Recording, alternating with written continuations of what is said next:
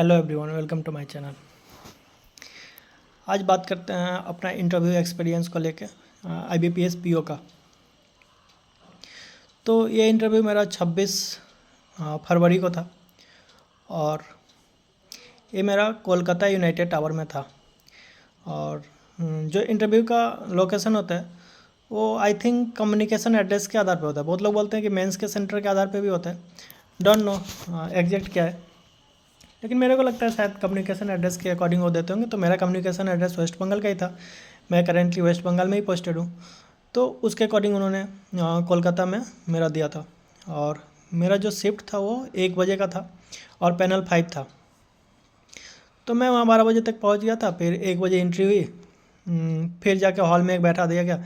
वहाँ बायोमेट्रिक हुआ, आइरिस हुआ, ये सब हुआ और उसके बाद डीबी के लिए बैठा दिया गया। तो देखिए, इंटरव्यू एक ऐसा चीज़ है ना, आप कितना भी प्रिपेयर हो जाए, कितना भी कुछ हो जाए, तो नर्वसनेस होती है वहाँ पे, घबराहट थोड़ी सी होती है, सबके साथ होती है, मोस्टली के साथ। मेरे साथ क्या था, मैं पहले से बहुत चिल था कि यार अपना ही बैंक है, पीएनबी का ही हेड ऑफिस है, मैं भी पीएनबी में वर्किंग हूँ, थोड़ा अपना सा लगता है। लेकिन ऐसा होता नहीं है, हकीकत में नहीं होता। मेरे को मतलब पहले से लग रहा था थोड़ा रिलैक्स्ड कि यार ठीक है, अपना ही बैंक है, क्या होगा। लेकिन एक तो पहली बात ये, जो इंटरव्यू लेते हैं वो करेंटली वर्किंग नहीं होते, वो रिटायर्ड ही होते हैं मोस्टली, जो एक्सपीरियंस्ड होते हैं। तो मोस्टली हमारे यहाँ यूबीआई के ही थे, ठीक है। वो चीज़ तो दूसरी बात हो गया। तो इसके अलावा भी नर्वसनेस बहुत होती है, मेरे अंदर भी था, ठीक है, कैसा होगा, क्या पूछेंगे, नहीं पूछेंगे, ये सब चीज़ें थी। तो वहाँ जाके मतलब सेम हालत हो गया, पहले से जितना मैं रिलैक्स था, वहाँ जाके नर्वसनेस मेरे अंदर इंटर कर गया था। फिर भी ये नहीं हुआ, वो सब बायोमेट्रिक ये सब हुआ, फिर बैठाया गया। तो जो मेरे पैनल में डीवी चल रहा था वो बहुत स्लो चल रहा था। 2 मैम थी, बहुत आराम आराम से कर रही थी, घूम घूम के आ रही थी, फिर कर रही थी, इस तरह से। बाकी सारे पैनल्स में बहुत फास्ट हो रहे थे। तो मेरा नंबर पीछे था, मैं बैठ बैठ के बोर हो रहा था। मेरे को लगा कि कोशिश करते एक बार मैम को बोलने का कि मैम मेरे को रिटर्न भी होना है, कल बैंक ज्वाइन करना है, तो आप मेरा थोड़ा डीवी जल्दी कर दो तो इंटरव्यू जल्दी हो जाएगा। तो ये मैं बोलता, उससे पहले एक स्टूडेंट था, वो उसने ये बात बोला। तो मैम ने उसको बोला, हाँ हाँ तुमको मिलने जाना होगा, गर्लफ्रेंड को टाइम दिया होगा। मैंने बोला भाई छोड़ो, इतना बेइज्जती नहीं करवाना। तो मैं बोला ठीक है, जब होगा देखेंगे। तो लास्ट में मेरा 17 नंबर पे आया था, 25 टोटल स्टूडेंट थे, उसमें से 17 नंबर पे मेरा इंटरव्यू शेड्यूल था। तो मैं डीबी ये सब हो गया। उसके बाद वो लेके गए इंटरव्यू हॉल के बाहर, जहाँ पे पैनल 5 था। वहाँ पे 2-3 लोग बैठे थे बाहर में, कैंडिडेट। और लास्ट में मेरा टर्न आया तो मैं गया। और उसके बाद जैसे ही मैं अंदर गया, मैं पूछा मैं आई कम इन सर, उन्होंने बोला हाँ हाँ आइए। फिर ये चीज़ हुआ। फिर मैं गया तो अंदर एक मैडम थी, मैडम को पहले मैंने विश किया, फिर सर को विश किया। और 5-6 मेंबर थे शायद टोटल, ठीक है। सेंटर में एक चेयरमैन सर थे, उनके इस साइड एक मैम थी, एक सर थे, और इस साइड 3 सर थे। ऐसे ही करके 5 या 6 थे शायद, ठीक है, एग्जैक्ट याद नहीं है, बहुत दिन हो गया। तो ये चीज़ हुआ। फिर चेयरमैन सर पूछे, मेरे को इंट्रो देने नहीं बोला, उन्होंने सीधा बोला कि अच्छा विवेक, आप अभी कहाँ रहते हो। जब उन्होंने ये बोला तो मैंने यहाँ से स्टार्ट लिया कि मैं अभी वेस्ट बंगाल में ही पोस्टेड हूँ, इस लोकेशन पर रहता हूँ मोहनपुर में, और मैं पीएनबी में पोस्टेड हूँ। तो अच्छा आप बैंक में हो। तो ये सारी बात हुई। फिर अब ब्रांच कौन सा है, ब्रांच का बिजनेस क्या है, ब्रांच में के बारे में उन्होंने बहुत डीप नॉलेज से पूछा था, और मैं पढ़ के भी गया था। तो ये सब मैंने बताई, एनपीए कितना होता है, एनपीए कितना है, प्रॉफिट कितना है, टोटल बिजनेस कितना है, कस्टमर बेस कितना है, ये कितना है, वो कितना है, ये सब बहुत सारी चीज़ें पूछे। देखिए, फिर भी आप इंटरव्यू में कितना भी पढ़ लें, ब्रांच के बारे में भी स्टिल मैंने सब कुछ पढ़ लिया था, लेकिन 1-2 क्वेश्चन ऐसे थे जो मैंने जवाब नहीं दे पाया। मेरे को लोन्स एंड एडवांस के बारे में पूछा गया तो वो मैंने जवाब दिया। उन्होंने पूछा कि जो एमएसएमई यूनिट है वो कितना यूनिट लोन आपके यहाँ दिया जाता है। अब यूनिट तो मैंने काउंट नहीं किया कि कितना यूनिट दिया गया। मेरे को एग्जैक्ट अमाउंट पता था कि इतना अमाउंट का लोन दिया गया एमएसएमई के अंदर, लेकिन यूनिट नहीं पता था, तो वो मैंने जवाब नहीं दिया। मैंने बोला कि सर इतना नहीं पता मेरे को, लोन तो मैं देखता नहीं हूँ, सो मेरा मेनली काम जो है वो हेड कैशियर का है। फिर उन्होंने एसएचजी ग्रुप के बारे में पूछा, एसएचजी ग्रुप के बारे में पूछा कि क्या होता है, क्या कैसे होता है, कितने लोन्स उसको दिए जाते हैं। तो मैंने बताया कि हाँ 1:4 का होता है, कॉर्पस होता है, ये सब मैंने एक्सप्लेन करी। फिर उन्होंने पूछा कि हाँ एसएचजी का जो लोन होता है वो क्या एक्सटेंड किया जा सकता है। तो मैंने बोला सर इतना मेरे को नहीं पता, सो मैंने यही पढ़ा है कि 1:4 का रेशियो होता है। बोले कि ठीक है ठीक है।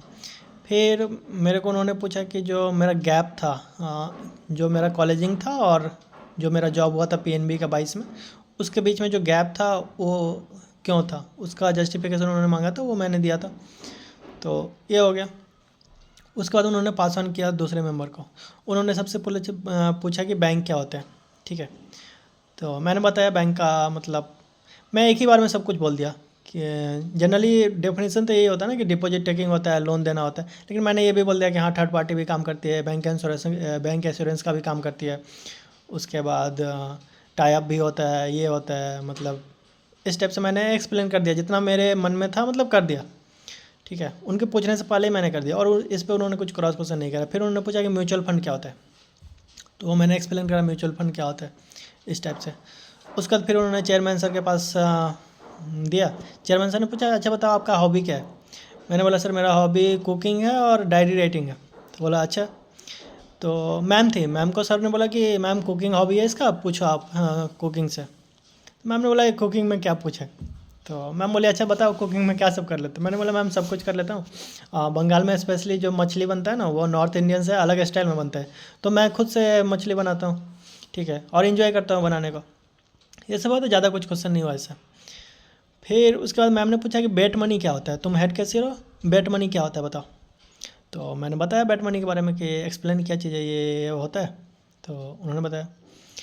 फिर लास्ट में जो नेक्स्ट वाले थे उन्होंने सोच के रखा था कि जैसे मैंने डायरी राइटिंग बोला, उन्होंने ये माइंड में रख लिया कि इसको इस पर पूछने हैं।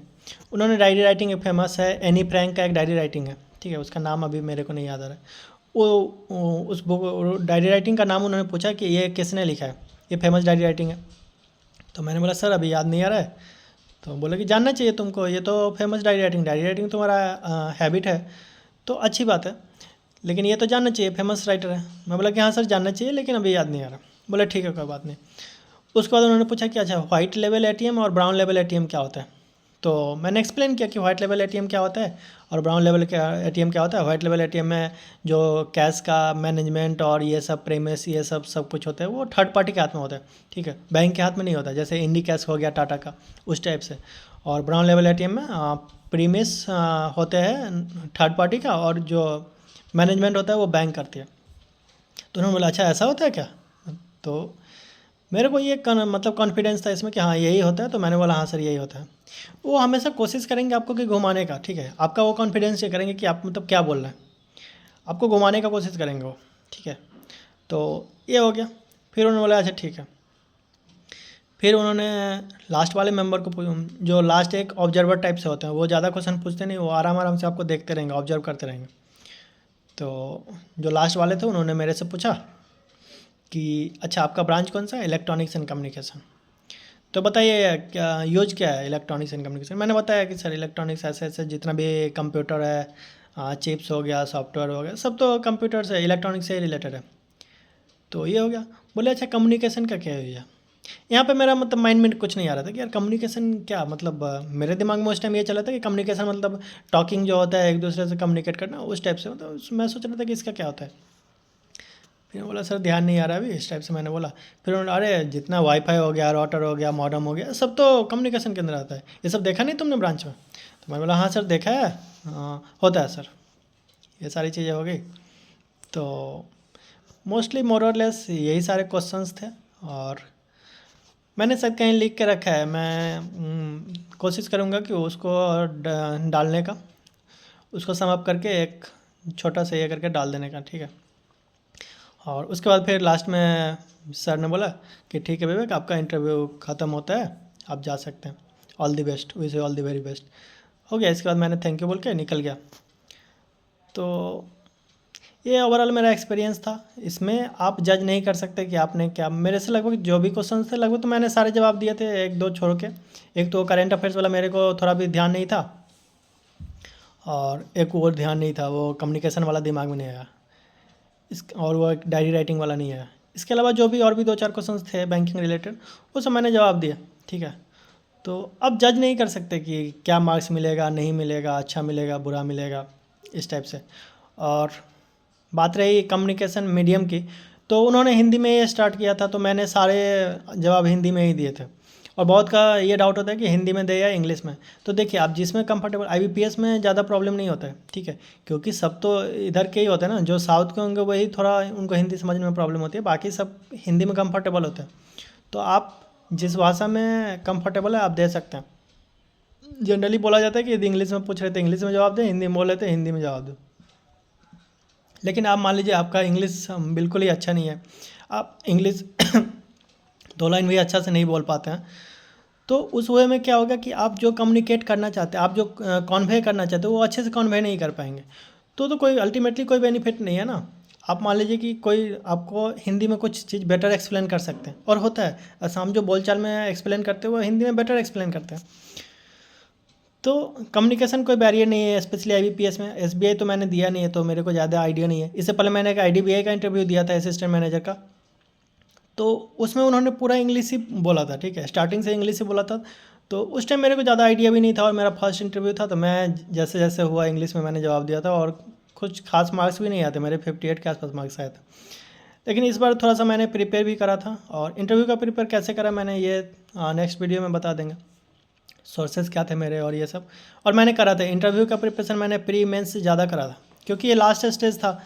इसमें मेंस तो अपने हाथ में नहीं था, क्योंकि स्कोर कार्ड उस टाइम तक आया नहीं था। तो जो था इंटरव्यू था, तो इंटरव्यू के लिए मैंने करा था, मेरे से जितना हो पाया, जितना टाइम था मैंने अपना बेस्ट करा था, ठीक है। तो ये सब चीज़ें, मार्क्स की बात करें तो मेरा 79 पॉइंट कुछ आया था, मतलब 80 ओवरऑल मान लीजिए, तो मेरे हिसाब से ठीक है। इतना एक्सपेक्टेड नहीं था मेरा, लेकिन मतलब ठीक है, वो क्या जज करते हैं मेरे को नहीं पता। लेकिन वही 2-3 क्वेश्चन छोड़ के मैंने सारे जवाब दिए थे। तो ये ओवरऑल मेरा एक्सपीरियंस था। Thank you.